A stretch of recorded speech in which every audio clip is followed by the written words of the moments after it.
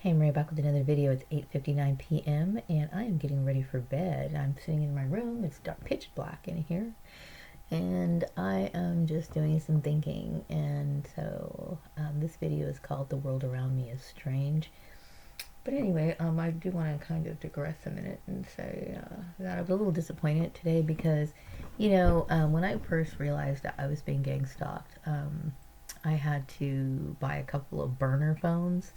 For those who are targeted individuals, I'm sure you went through several burner phones. Like you go to the store and buy cheap phones separate from your cell phone plan because you get the feeling that maybe your phone is being tapped, right? But anyway, I've had quite a collection of burner phones over the years, and so there was this one particular phone that I had a really cool apps on it and everything, and games that I love to play on it, and it was like my little companion, and I really enjoyed playing with that little phone. It was very small, it was very cheap, but I really loved that little phone. Anyway, it kicked the bucket today, and so I put it in the phone graveyard with all my other dead cell phones. It will be truly missed. It will be truly missed. Anyway, so back to my video. So it's becoming a very strange world, and what people think is normal, what one person may perceive as normal, may be completely deranged or just completely off center to another person. So I'm sitting here trying to understand the religious angle in all of this. And I'm thinking about like the moral standards of the people who were attacking me. And they engage in certain things that I don't engage in. And I'm constantly the fingers being pointed at me. First of all, and I'm not judging anybody, but it's like, don't point the finger at me. I believe I live a good life. I mean, I'm no angel. I'm not perfect, but I certainly mind my own business, and I think I've treated people well throughout my life. And some people say, well, you need to get over, things of the past. Like, people think that I just sit there and live in the past because, I'm always thinking about the good old days. But I'd like to clarify this. There were no good old days. Not in my adult life. I mean, when I was younger and naive and didn't realize that I was from an abusive family, um, the times that I enjoyed with my little playmates or, playing with toys or going to the park, yeah, those are sweet times, But I'm very well aware of the fact that I can't go back to that form of innocence. If I could, I would. I'd jump into a time machine, go get a lobotomy, and let me forget all this like drama and trauma that I went through, and just be happy and blissful like you would never believe. But no, I don't. I don't live in the past. I'm very well aware that this is 2020, and I'm aware of what goes around me. And I know that evil has always been on the world, but my goodness, it has just like, it is so warped. It is a very warped world out there. And as an adult, I will say that working through jobs and whatever, I can't say that I'm sentimentally attached to any of it because, they've always caused drama in my workplace. Always. It's always been unnecessary drama that would be entered into the workplace that was not necessary. And I won't be blamed for it. I will say that they probably didn't like the fact that I was different from them. And, it was never, addressed to me directly. But different is not always bad. You know what I mean? I think everybody goes through their time periods where they are kind of not rebellious or just explorative is more the word or whatever. And I of course went through that myself. I mean, who doesn't, right? But I'm not a I don't think anything warrants this. I think when families have conflicts, it's important for them to air out their disagreements one on one. Like bring it up to the family conversation instead of trying to use bullying tactics to get their point across, you know. And the very fact that they merged, like, you know, Joel's family and my family, ex family, they merged together into something that was just like a monster. It's like a monster enterprise, I guess.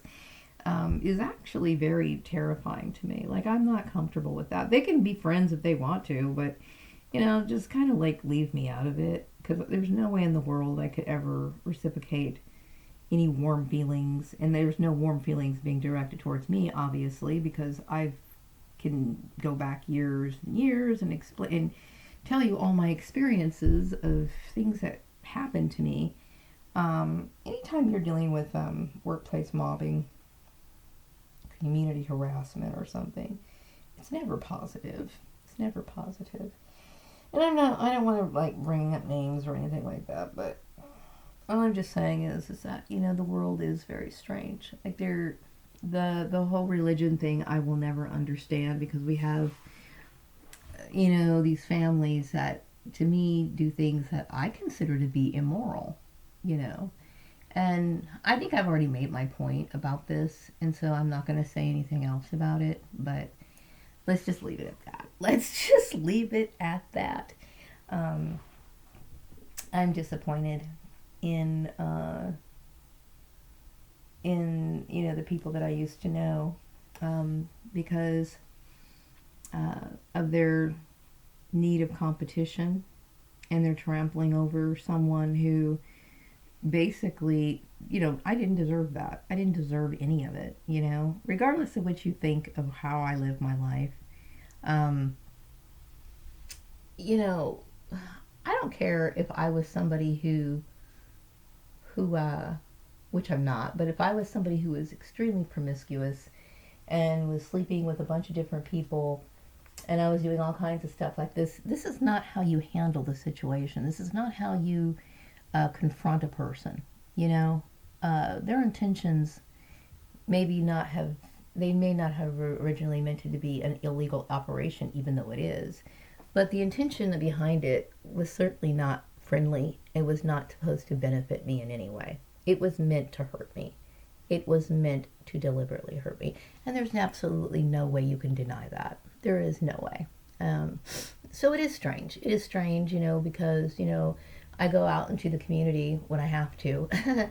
And, you know, in the past, you know, I was dealing with a lot of opposition from people. I mean, it's not bad really anymore, but I dealt with a lot of shit that I didn't deserve, you know. And then these people are claiming to be, what do you call it, representatives of Jesus Christ, which I have to laugh at. I laugh at that, you know. There is nothing wrong with a woman who remains single. There's nothing wrong with somebody who wants to get away from people who are abusing them. And this is abuse. You know, it's everyday, natural, normal behavior to some people is completely criminal under the guidelines of the law. And it is. It's criminal, you know.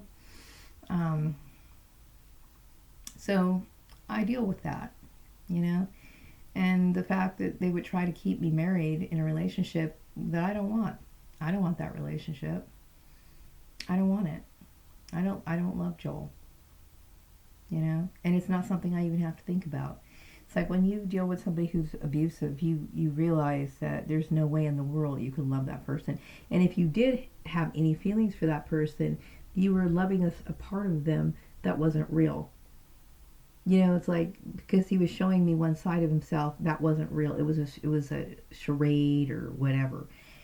So, I have to say, he's a pretty goddamn good actor. He's a good actor. And he told me many times before he thought he was a sociopath. And, you know, I think he probably is right.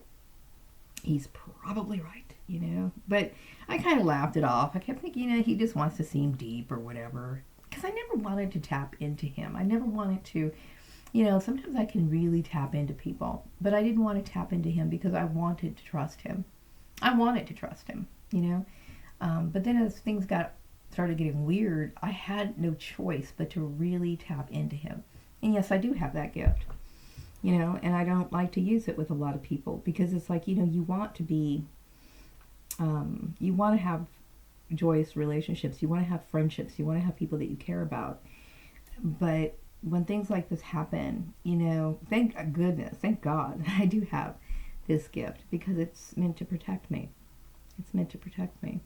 I will say that people think, oh, it's a really cool thing that you got going for you. It's really cool. I will say yes and no because it can be very heartbreaking. It's very heartbreaking to know when people are lying to you. It's very heartbreaking to know when you can detect evil when you are somebody who's vulnerable and all by themselves.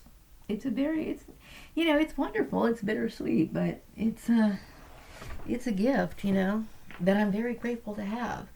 And it's saved my ass many times. It saved me a lot, and I'm grateful that I do have it. And some people might think, are you sometimes, sad that you do? Yeah, sometimes, because, in some ways, ignorance is bliss. But I also know that this has helped me evolve as a person. It's a gift that I should never take for granted. And so, but I don't know. I mean, things are getting very strange, and just going outside is kind of a downer. Like, I see these people and they're wearing masks and gloves, and you got all these like people that are supposed to be like celebrities talking about them having the coronavirus and all this crazy stuff that's going on. Everything's changing in a way that's just so weird. So weird, and you wonder what the heck is going to happen. Every day I sit there and think, my God, it's a nightmare, So you have to have some form of escape. You have to have something to hang on to. So yesterday I did some twiddling around my room, started digging out some stuff that I had in this box. I found a couple of things, and okay, I'll entertain myself with that, and it lasted for a few minutes. But it was a distraction that I needed. You know what I mean? It was a distraction. As for the coronavirus mask, yeah, I have made a few of them. I figured I would try to make some extra money. No, I'm not going into business. No, I don't expect to get rich off of it. I'm not trying to do anything like that. But it was something that I could do to try to make a little extra money because God knows I need it, right? But also I do think that it is kind of important. I try to remember to wear my mask when I don't go out much. I tried wearing my mask when I was riding my bicycle, but then it was really hard for me to breathe because I need my mouth and all that stuff to do it. So I kept thinking, my goodness, if I ride this bicycle with this mask on, I'm going to pass out. So that's not a good idea to do that. I really don't think so. But yeah, I'm doing what I can to keep my mind off of this as much as I possibly can. And it's not always helpful. It's not always helpful because, everything reminds me of this messed up crap that I'm involved in that I didn't want to get involved in, and this weird stuff. And, it's really, it's a downer. It's a downer. It's hard to be happy when you're dealing with something that's life-threatening. And it is life-threatening. I'm not bashing people's religious beliefs, and I don't want people to think that, but I do think that if people are going to be a part of a religion, they should have a firm foundation, and it shouldn't be based on hate. Hate crime should not be a part of your so-called devotion to God. And it should be, to really model Jesus, really. I mean, Jesus was pretty laid back about stuff. Like, he presented the word, you either accepted it, or he just kept moving along, He never banged it into somebody's head, And I think sometimes people want to be right, and they want to have battles, And sometimes people need religion because they use religion, like, as my dad says, a crutch, to kind of give them that sort of, to elevate their status in some way. I see a lot of some companies, average, and maybe they are really attributing their wealth and their prosperity, and they're being grateful. Maybe they're showing devotion to God, or some people might be doing it because they want to kind of show off and pretend that they're these righteous people. I would like to know what other people's, definition of righteous. What when I think of people who are devout Christians, when I think of the word devout, and really, if you're not devout, then what the hell are you doing, But when I think of devout, I think of people who live by, the word. And I know we're humans, and we fall short of the glory of God and whatever, but we recognize it, and once we recognize it, get it back on straight, we get back on the path, and we do better. We try to anyway. But when I think of like Christianity or any religion for that matter, that somebody is who states that they're practicing it, like one of the things I really admired about Jehovah's Witnesses, and no, I'm not a Jehovah's Witness, but this is something I really admire about them. Before they ever really express their opinion on something, they always reference scripture. Always. It was something that they just grabbed out of their ass or whatever. It always had to be scripturally based. And and even still, it's like you don't force your crap on other people. And I would love to know what is it that they feel makes me such a vile person. What makes me so vile? When I'm looking at their situation and I'm horrified by what these people are. What makes me such a bad person that I feel like they have to condemn me all the time? I'd love to know what that is. Is it because, I dress well?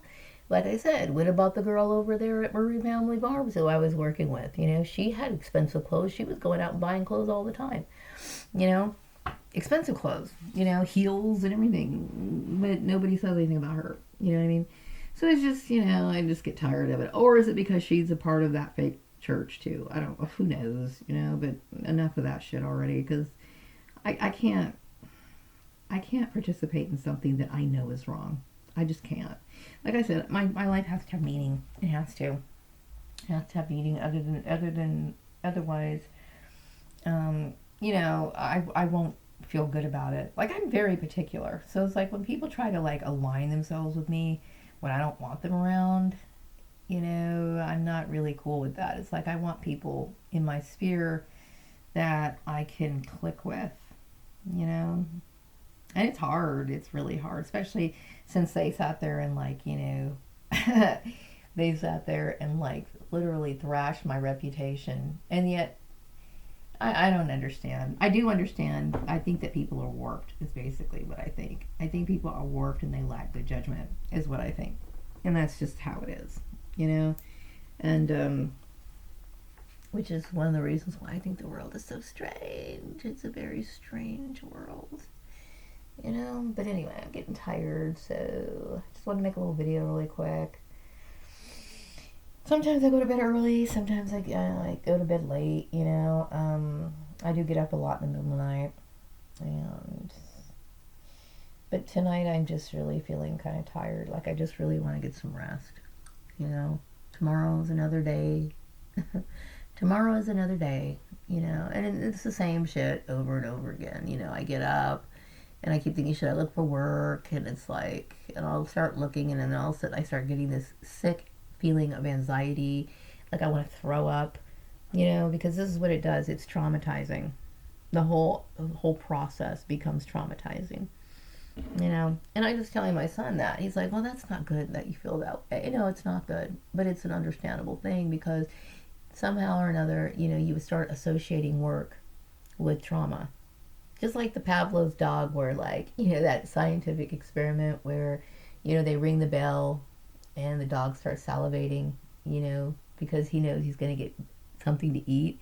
Same thing. It's like, it's a trigger. It becomes a trigger because every time you've gone to a job interview, it was the same setup with the same audience to entertain the same people that you consider to be freaks. It's disturbing to me. You know what I mean? You make an effort to get a divorce and these people just hung around. It's like, oh my God. It's sickening. It becomes sickening to you. And that's one of the reasons, another reasons why a lot of targets never return back to work. because they become so traumatized that they can't do it anymore. So some of these people end up, you know, getting out on disability, you know, mental disability, because they really can't hack it anymore. They can't deal with it anymore. I don't think I'm quite that bad, but, you know, I'm having struggles dealing with what I dealt with, and knowing that people were dumb enough, stupid enough, unprofessional enough to go along with some bullshit like this. You know what I mean? And that's one of the reasons why it disturbs me so badly, which should be understandable. So yeah, we go through a lot as targeted individuals. Anybody who's dealt with gang stalking or something understands it, you know. And, you know, I was talking to a TI just recently, and this person's on Social Security, and God knows, you know, I'm sure it's a very meager income, but it's like, you know what, good for him, because he doesn't have to worry about what's going to happen to him, you know. At least he's got a little bit of an income coming in. You know, he's got a roof over his head, he's okay. You know what I mean? But me, you know, I'm able to work, and I'm trying to work, you know.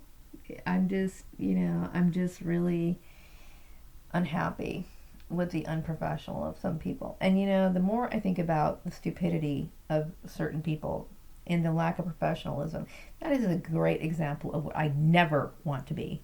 I never want to emulate anybody who would do this shit, ever. You know? Because I do believe in a strong work ethic. I do strongly believe that these guidelines should be implemented. I do. You know what I mean? I'm not trying to be dogmatic or anything like that, but I understand the rights of other people. And I understand when you see companies and they advertise themselves saying, oh, we have this mission statement, whatever, we're based on integrity and blah, blah, blah. It's like, do you guys just make up this shit? You don't have any integrity if you're farting around with somebody's life. You don't have any integrity. Okay? You just don't. You don't. Okay? And I'm sad that the business world is what it is. It's very disappointing. It's funny, I was on the bus, I don't know when it was. It was a little bit before, you know, I lost my job that I hated anyway. And I was listening I overheard this conversation. It was this little girl and her mom. And their mom was talking about how she was getting straight A's and how proud she was and how her daughter was going to grow up to be whatever. You hear that same bullshit talk, right? And I'm thinking, you know what, bitch? I mean, she wasn't a bitch, but I was so angry at the conversation because there are so many people who foolishly think that what they do is actually going to make a difference. They think this, okay? But when that's not the case, when the case is like, there's people who have master's degrees, okay, who are targeted individuals. There are people who are victims of gang stalking, human trafficking, or whatever. And what people don't realize is none of that makes any difference. You can do whatever you want to do, but unless you have people pulling the strings and giving you jobs, you're not going to get shit in this world. Okay? It doesn't work that way. And I kept thinking, this girl is going to be so fucking disappointed when she gets older. It's going to break her fucking heart. But anyway, wrapping up this video. Be back with another video later. Take care. Good night.